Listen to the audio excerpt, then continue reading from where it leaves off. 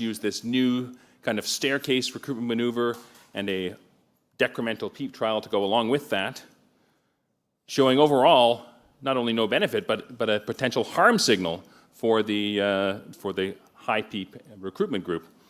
I think this study has to be taken in context with everything else we know about lung recruitment maneuvers and higher PEEP. And we note the fact that they weren't actually very successful in getting a lot of incremental recruitment because the change in driving pressure was pretty minimal. And it may be that complications from their very aggressive recruitment approach and a prolonged sustained inflation maneuver outweighed any small potential they had with this difference in driving pressure. In other studies, we've seen, in fact, that this is a sustained inflation recruitment maneuver and higher PEEP from the Love study, showing significant decreases in patients who died from refractory hypoxemia in the higher PEEP and recruitment maneuver group. And although it's true that each of these individual studies, Alveoli, Express, and Love's, not one of them showed a statistically significant benefit individually, when you put all the patients together and analyze them in such a way that you look at patients with what we'd now call moderate or severe ARDS, there is a signal for benefit. But in the patients with mild ARDS, PF ratio 200 to 300, there's a signal for harm. Again, this idea about heterogeneity of treatment effect and us being careful about what we're subjecting our patients to. And again, this comes back to the golden question of who should we do as recruitment maneuvers? Well, of course, those who are recruitable. How do you know who's recruitable? This is the million-dollar question in ARDS. But this the Gagnoni paper here is instructive in that, I think. Here's a patient, a stereotypical patient who was a high recruiter. And you see going from 5 to 45 centimeter water, lots of lung opening, baby lung much bigger. We're all feeling good about this, oxygenation better. Here's the typical non-recruiter.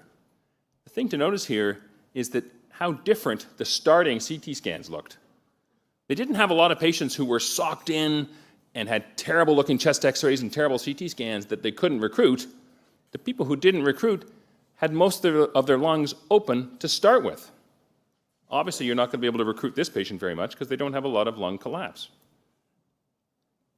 So how to set PEEP higher may be better if the patient has more severe disease. And if you think that we should be using higher PEEP in patients who are more recruitable, then somewhat unexpectedly, or certainly unexpected by some, it seems that titrating PEEP according to the severity of hypoxemia, that's the Love's approach here, was the only one of these different approaches, the Express trial, using the stress index or using esophageal pressure, that actually led to us using higher PEEP in patients who were recruitable and lower PEEP in patients who were less recruitable.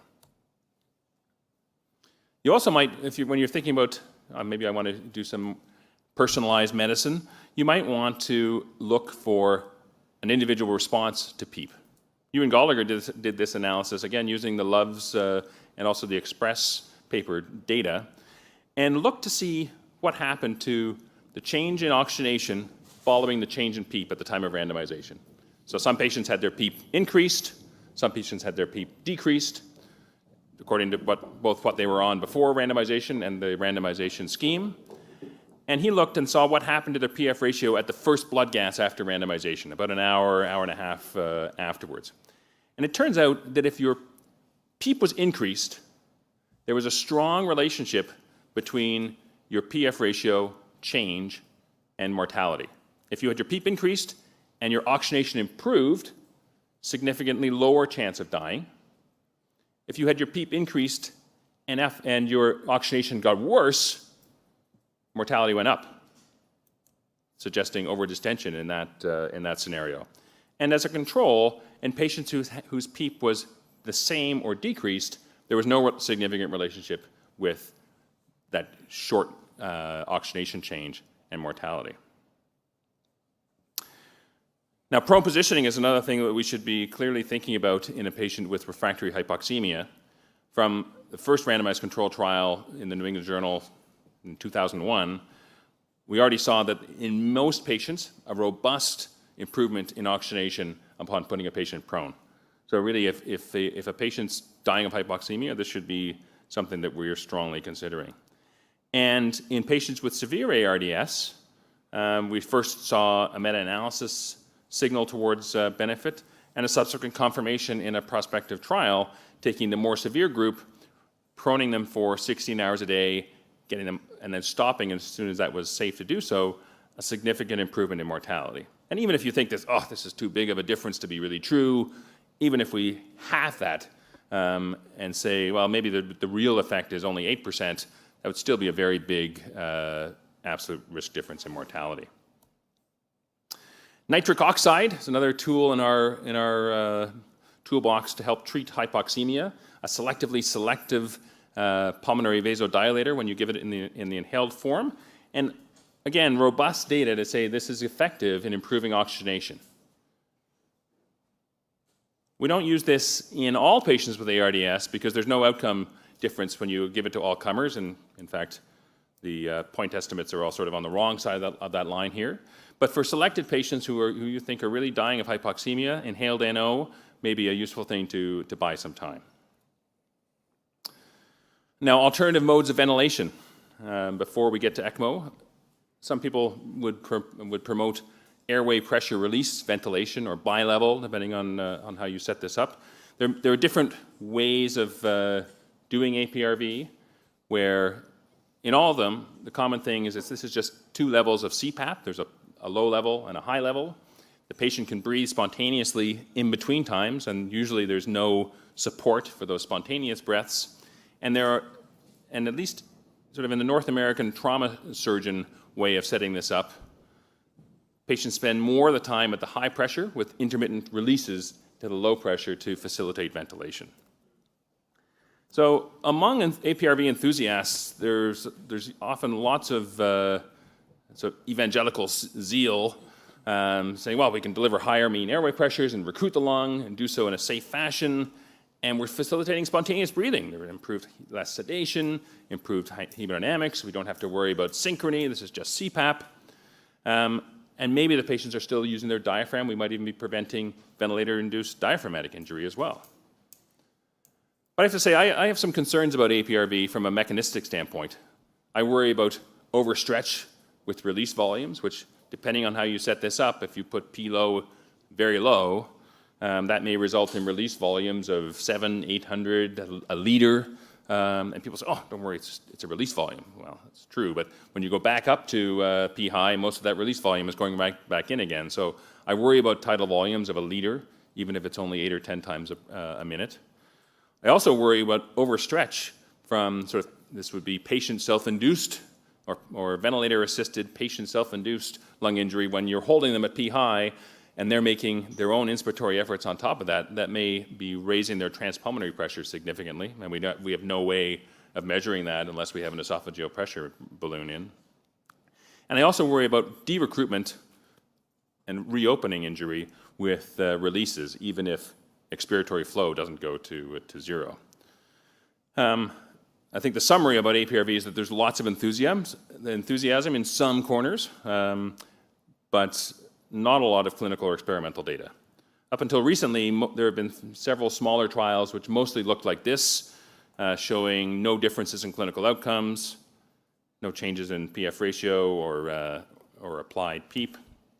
You may have seen one recent trial in intensive care medicine last year, a single center study from China, randomizing about 140 patients to APRV or volume cycle assist control ventilation using the ARDSNet outcome, and they showed very impressive outcome differences in mortality and in the primary endpoint of ventilator-free days at day 28.